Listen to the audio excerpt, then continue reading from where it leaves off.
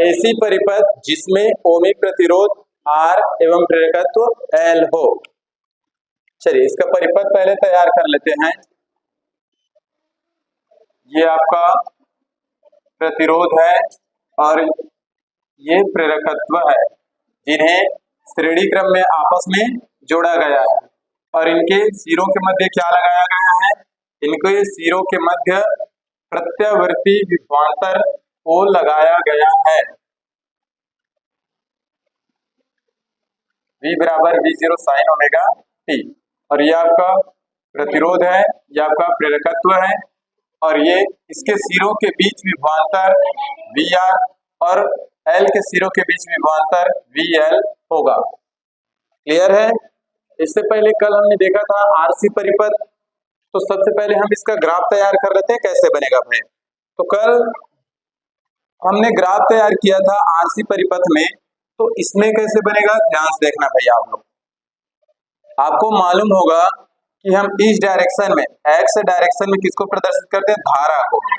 तो मान लेते हैं कि आपका धारा है I, ठीक है, ये आपका I है, ठीक है। इधर देखिए आप, तो अब आपको बताया था कि ये जो इसका VR यानी कि विभवांतर है किसका? प्रतिरोध का, वो आपके धारा के डायरेक्शन में होता है, एक ही डायरेक्शन में होता है। आपको मालूम है, कल बता दिए थे भाई। तो मान लेते हैं कि ये आपका VR है, ठीक है। अब आपको L को VL को यानी कि आपके प्रेरकत्व के विभवांतर को प्रदर्शित करना है, तो आपको मालूम होना चाहिए कि ये जो L है वो आपके धारा से L परिपथ में जो विभवांतर है वो धारा से क्या होता है? 90 डिग्री अग्रगामी होता है। तो इस बार जो आपका और कल जो आपका RC परिपथ था उसमें जो आपका कौन विभवांतर या वोल्टेज वो धारा से 90 डिग्री पश्चिमगामी था, तो आपका इस डायरेक्शन में बना था। समझ में आ रहा है ना भाई? तो इस बार जो आपका ग्राफ बनेगा इसका VL का, वो इस डायरेक्शन में होगा, Y डायरेक्शन में होगा, वो भी 90 डिग्री अग्रगामी। तो मान लेते हैं कि ये आपका क्या है? VL है, ठीक है। अब मैं अगर इनका परिणामी विभवांतर निकालूं तो कुछ इस तरीके से निकलेगा। इसका परिणामी विभवांतर निकालो और परिणामी विभवांतर को किससे प्रदर्शित करेंगे? V से। तो ये आपका कुछ इस तरीके से क्या होगा? प्रदर्शित होगा भाई, ठीक है। समझ में आ रहा है ना? चलिए अब अगर मैं इसको मिला दूं या इस पर लंब डाल दूं, इस तरीके से इसके सिरे को मिला दूं या इस पर लंब डाल दूं, तो ये क्या बनेगा? आपका समकोण त्रिभुज बनाएगा। और अगर ये I इसके साथ, किसके साथ? ये जो आपका परिणामी विभवांतर है उसके साथ अगर फाई कोण बनाता है तो, क्योंकि इससे क्या निकलता है? कलांतर। समझ में आ गया? यही लिखते हैं कि अगर इनका परिणामी विभवांतर V धारा के साथ फाई कोण बनाता है तब हम कलांतर निकालते हैं। और कलांतर कैसे निकालते हैं? टेन फाई से। और इसमें सूत्र लगता है आपका लंब बटे आधार। तो ये आपका लंब है और ये आपका आधार है। अगर ये VL है तो ये भी VL ही होगा और ये आपका कर्ण है। क्लियर है? ठीक है। तो इस तरीके से आपको क्या करना है? ग्राफ प्रदर्शित करना है। ये आपका क्या है? ये पूरा 90 डिग्री अग्रगामी है, ये पूरा 90 डिग्री अग्रगामी है भाई। तो अब चलिए इसमें लिखते हैं कि माना ओमी प्रतिरोध R, माना ओमी प्रतिरोध R एवं प्रेरकत्व L आपस में कौन से क्रम में जुड़े हैं? आपस में श्रेणी क्रम में जुड़े हुए हैं। आपस में श्रेणी क्रम में जुड़े हुए हैं, जिनके सिरों के मध्य, जिसके या जिनके सिरों के मध्य क्या लगा है? प्रत्यावर्ती विद्युत वाहक, प्रत्यावर्ती विभवांतर, प्रत्यावर्ती वोल्टेज स्रोत या विभवांतर बोल सकते हो, वोल्टेज स्रोत लगाया गया है। इसके बाद क्या करते थे? यदि किसी क्षण t पर, यदि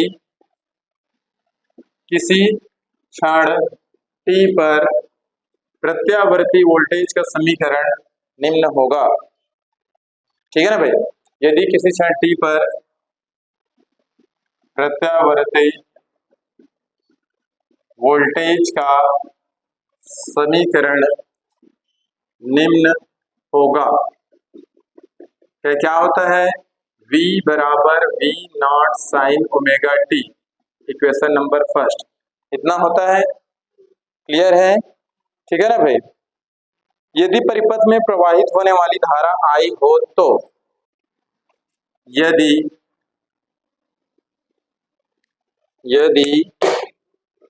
परिपथ में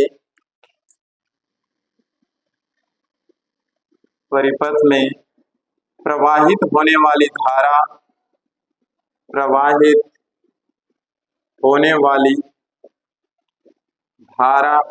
I हो तो I हो तो ओम के नियम से आपको मालूम होगा क्या होता है, V बराबर IR। तो हमको यहाँ पर निकालना है ओमी प्रतिरोध R के सिरों के मध्य विभवांतर और आपका प्रेरकत्व। इसलिए ओमी प्रतिरोध R के सिरों के मध्य विभवांतर क्या हो जाएगा, VR बराबर IR, और प्रेरकत्व L के सिरों के मध्य विभवांतर कितना हो जाएगा, VL बराबर क्या हो जाएगा, IXL। इस तरीके से इनके मध्य क्या निकल जाएगा, विभवांतर निकल जाएगा। ठीक है भाई।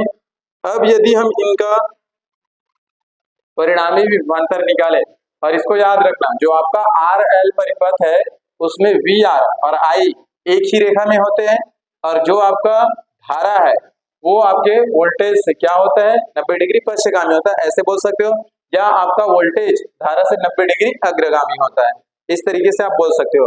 अगर ये अग्रगामी है धारा से, यानी कि इसका जो विभवांतर है, R का विभवांतर है और ये VL का विभवांतर है, तो VL का विभवांतर भी VR के विभवांतर से 90 डिग्री अग्रगामी होगा।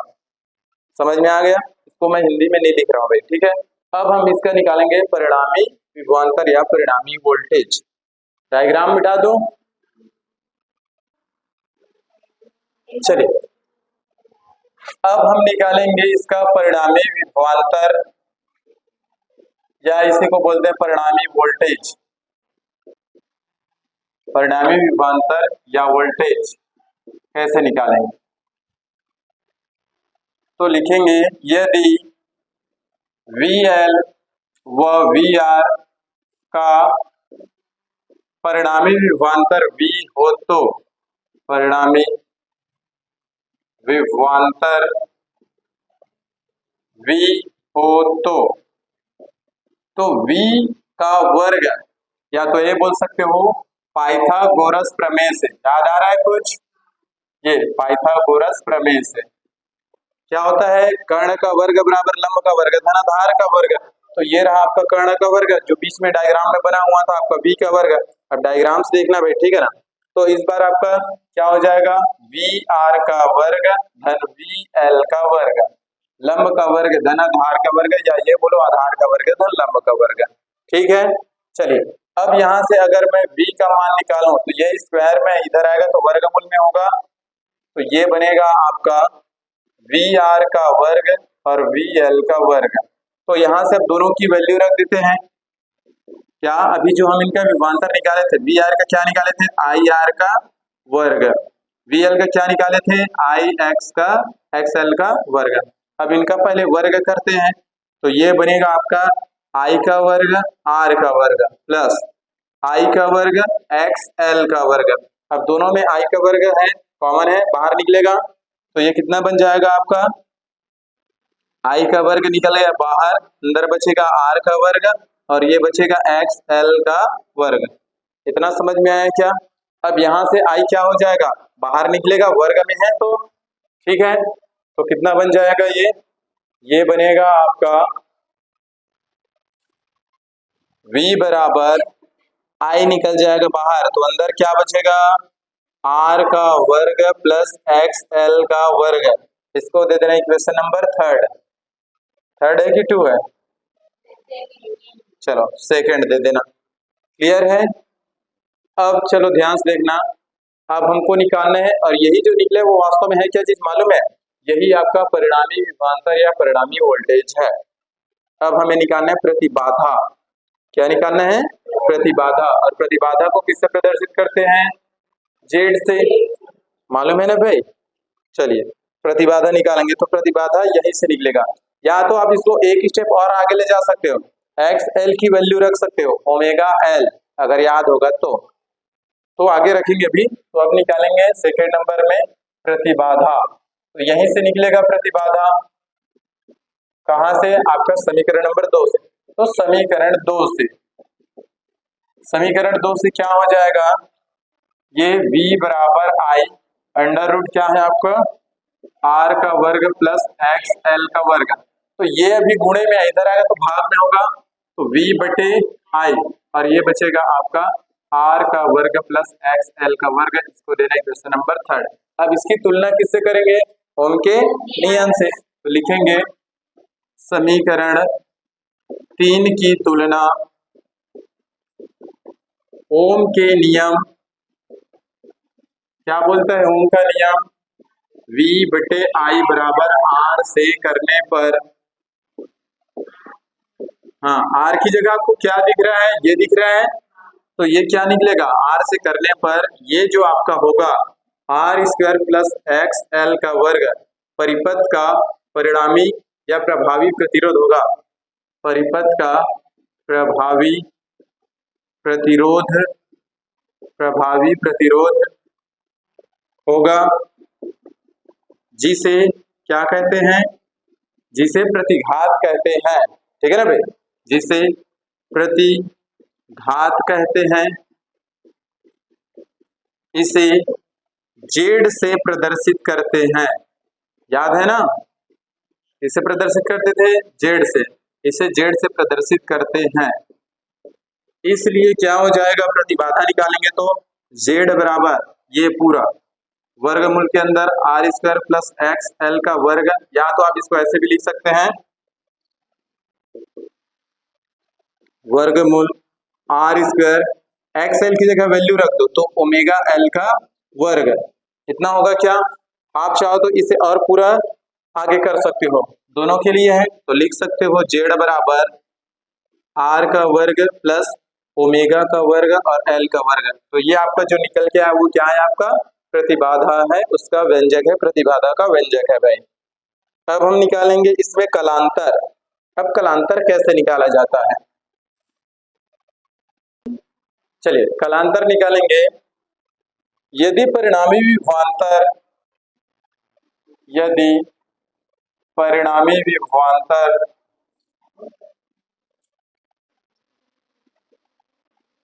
धारा आई से फाई कोण बनाता है तो, जब फाई कलांतर बनाता हो तो, फाई कलांतर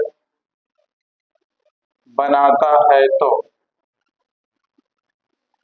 कलांतर कैसे निकालते हैं? टेन फाई, जो आप लोग डायग्राम देखे थे उसमें जो आपका परिणामी विभवांतर v था वो आपके धारा के साथ क्या बना रहा था? फाई कोण बना रहा था, यानी कि कलांतर। तो टेन फाई बराबर क्या होता है? लंब बटे आधार। तो बताइए उसमें डायग्राम में लंब कौन था? VL, और आधार क्या होगा आपका? VR। अब दोनों की वैल्यू रख दो यहाँ से, तो कितना हो जाएगा? टेन फाई बराबर VL का मान क्या होगा? IXL, और VR का मान IR। ये आपका I और I ऊपर नीचे से कैंसिल हो जाएगा दोनों। ठीक है, तो अब क्या बचा हमारे पास? XL बटे में R। ठीक है, अच्छा XL की वैल्यू आप रख सकते हो क्या? क्या रख सकते हो? XL की वैल्यू ओमेगा L, और बटे में क्या होगा? R। इतना रख सकते हो।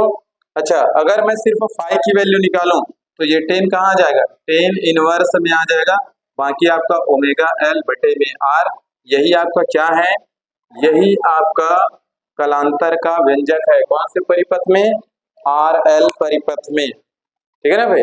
लिख सकते हो यही कलांतर का व्यंजक है। तो इस तरीके से आपका RL परिपथ कंप्लीट होता है। अब देखेंगे कौन सा परिपथ बच गया आपका एलसी। एलसी परिपथ है ना। चलिए अब अगला देखेंगे एलसी परिपथ।